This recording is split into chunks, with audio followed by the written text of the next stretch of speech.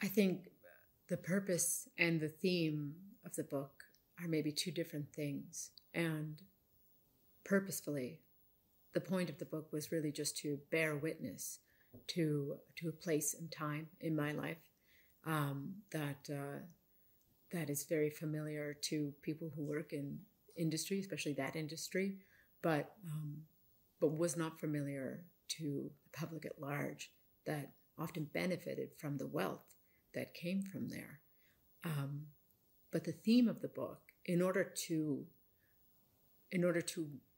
witness and go through everything that I felt there and that I took from it, had to have many themes. I wrote down things that I wanted to represent. I wanted it to be about labor, about migration, about gender, about sexual violence, about Indigenous rights, about the environment, about the power of corporations and government.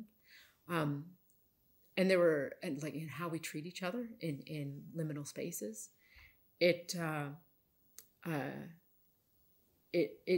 reads like a straightforward collection of memories, but it was very purposeful to include all of those things that I felt were part of a complex picture of the oil sands and of industrial spaces that you don't necessarily always get.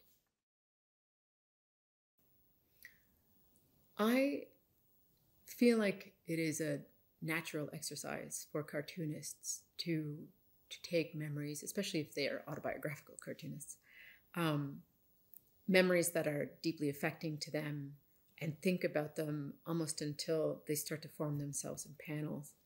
And so I think that this book was almost inevitable for me, because it was such an important time in my life, and I thought about it so much that it had to come out in some way.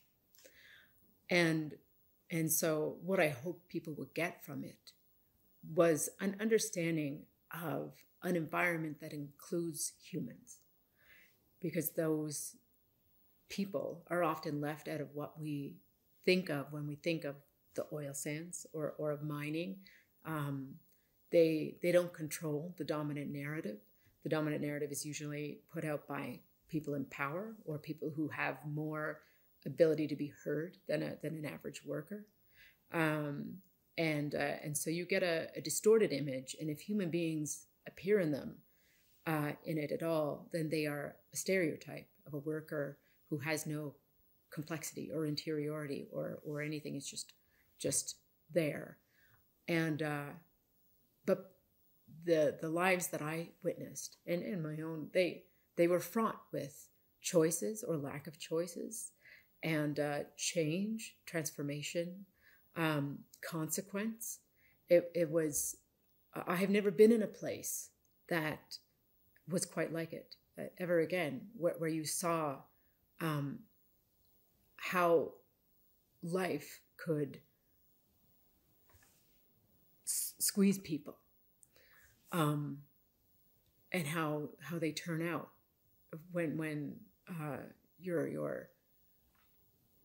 your life is not dependable or routine or expected.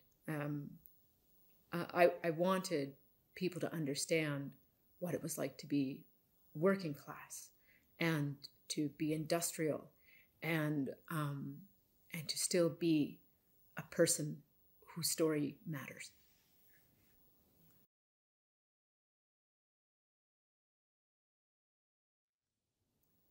The prize is very affirming. I know that whoever we are, we all wish to be seen. And Ducks is a memoir, but I never felt like it was only my story. I represent my community, the people that I knew, and so when I feel seen, or when I say that, I'm also feeling like people like me are being seen.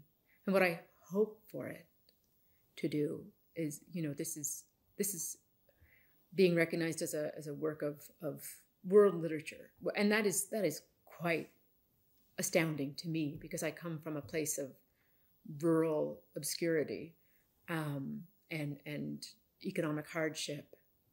When you come from a place like that, you never expect your story to matter to anybody. but there is never just, forgive me. There are so many analogs worldwide of people who are in,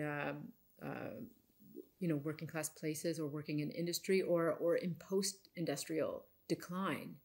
That is not specific to me or my region or to Fort McMurray.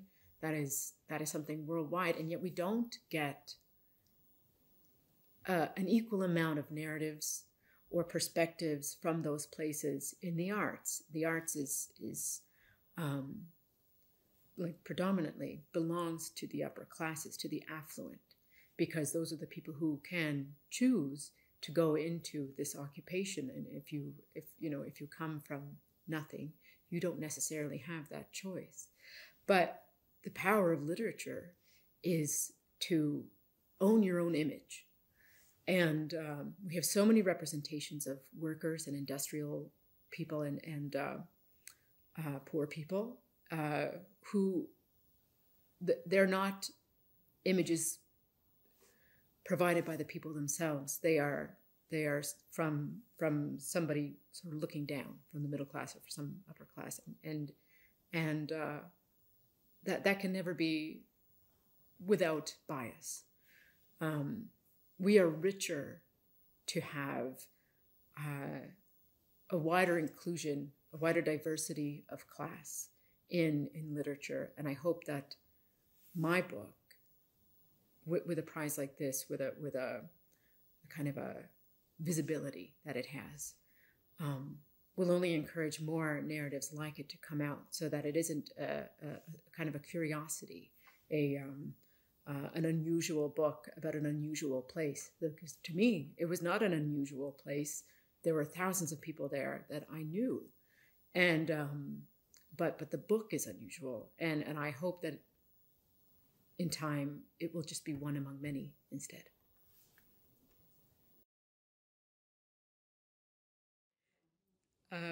But I mean, this work was deeply important to me, deeply personal, and at the same time, it had so much to say to a very large audience. And I noticed that with the other finalists this year, that their work was very much embedded regionally, culturally, and was very personal to them. But they were also chosen as nominees for an award that celebrates world literature, and I felt a great kinship with that just from reading about them, and I appreciate how this foundation sees the global in the specific, because that is what can unite us over many, many long miles and through time. It's very humbling to be the one seen this year, and I appreciate it very much.